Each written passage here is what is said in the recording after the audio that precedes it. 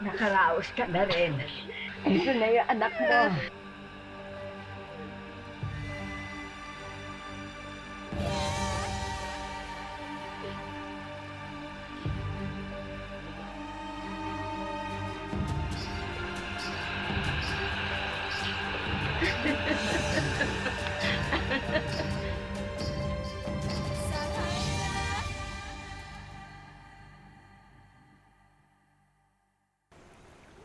Ay nako, ang ganda-ganda talaga ng apo ko. Manang-mana sa akin. Ang ganda-ganda. Nakakaingit tuloy. Sana magkaanak na rin ako. Sige, sabihin mo yan sa harap ng ama mo na makatikim ka. Babo talaga. Oh, malinis yung kamay ko. Pakarga naman ang apo ko. Uy. Ayan. Ayan naman. Ayan na. Okay. Napakagandang bata, oh. Pakiramdam ko, itong pagpapawi ng pagod ko palagi. Antok na antok.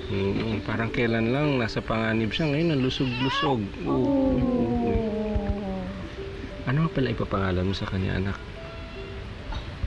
Sahaya po, Ma. Aba, Sahaya, ibig sabihin yan liwanag. Opo, Papa. Siya ang liwanag ng buhay ko. Siya rin ang magiging gabay ng buhay ko.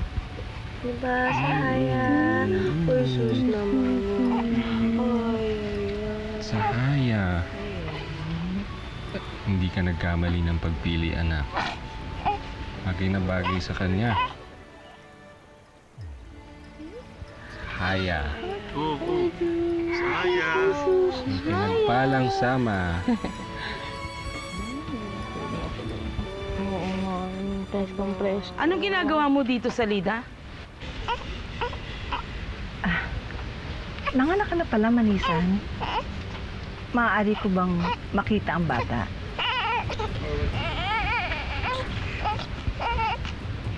Huwag kang mag-alala. Wala akong gagawing masama sa'yo.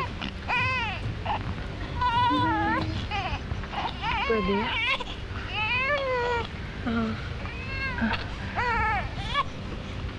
Bunsong anak ko si Arato.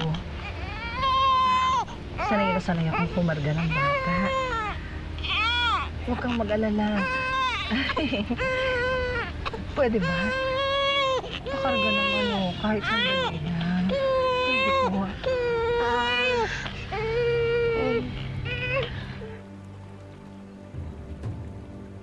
Kaganda-gandang bata.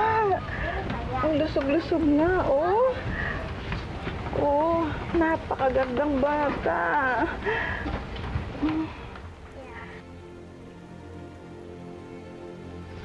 Sobrang ganda. Napakalusog. Hindi katulad nung anak ko na unti-unti nang kinakain ng sakit na dumapo sa kanya. Salida. Amin na muna ang bata. Oh, huwag kayong malapit. Ay, sa Lida, wag! Bakit? Masasaktan itong anak mo, Manisan. Salida. Kung ano man yung sakit na binigay mo sa anak ko. Gusto kong bawiin mo ang sumpa. Kung hindi, sasaktan ko itong bata. Salida po. Mama, Salida. anak po. Lumayo ka sa akin. Kung hindi, masasaktan itong bata. Pabo, Salida! Wag! Salida! Salida! Salida! Huwag kayong lalapit sa akin! Sasaktan ko itong bata! Seryoso ako! Ano ba nangyayari sa'yo? Bawiin ninyo ang sumpa. Bawiin ninyo ang sumpa!